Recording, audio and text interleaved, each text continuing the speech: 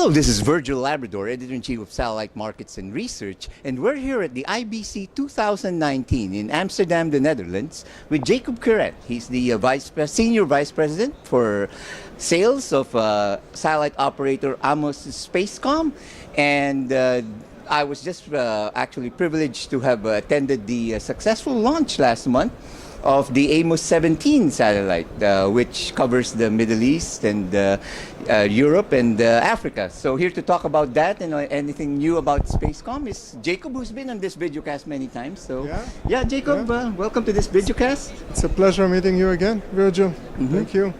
So that was a great launch. That was a great launch. Yeah, that was and really... you throw a good party, if I may say so, both for the journalists and for your clients. I was there the whole time. It was a great event. Yes. Actually, it was a great event. Amos 17 was launched about a month ago. We'll start service in about 2 months time frame. It has a digital payload, therefore the tests are taking more time than usual. It is a 3-band satellite, C, KU and KA, with basically a lot of flexibility on board. So we are covering sub-Sahara Africa with these bands, with connectivity, as you mentioned, to Middle East, Europe and Asia. Right, so it's also Boeing, the builder of the satellite, also has some new features in it, right? Innovative features that they have on the satellite, right? Yes, it has a digital processor, meaning that we can connect each one of the band to the other band. That's one thing, so you can uplink and C and downlink and KU. The other feature is the connectivity that you can do from each one of the continent toward Africa and vice versa. Basically, it has a lot of flexibility on board that can provide a customer value added in front of other traditional C-band satellite. Because what we design is 12 HTS C-band beams that are high power. Each one of them is covering one major country and few others at the vicinity.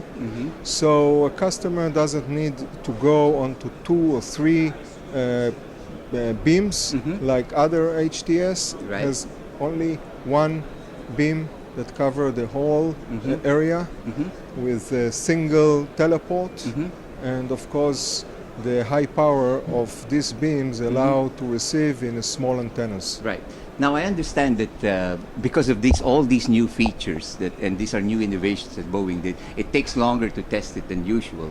So how's the testing? We are now in the testing period. You said 2 months before the actual start of operations, right? Yes. So how's everything going so far? Everything is going pretty well. We are already in this process for the last 2 weeks. And this process is going to be until approximately mid-November when we are going to start the commercial service. Right. And now that it's launched, how's your potential customers now? How's the reception so far? The reception, the reception is great, actually. We have already few pre-launch contracts. The last one was signed just a couple of weeks ago with a Nigerian broadcaster. And we are seeing a lot of interest because of the features and the advantages of this satellite over others. We see a lot of interest that I believe that some of it will be materialized before the commercial date and some of it, of course, later on. Okay. Well, okay, so now you got that out of the way, Amos 17, finally, after, not some very good series of events. What's next for Amos Spacecom? What else can we expect in the future? Well, first, the launch was successful and we are getting more and more customers on Amos 17, but it is really a big satellite with a lot of capacity. Can be reached up into 15 gigabit per second. So our, let's say, next year challenge is to fill up this capacity with customers coming from the MNOs segment, broadcast, ISPs, and government as well. Do you have any So- other plans for other satellites?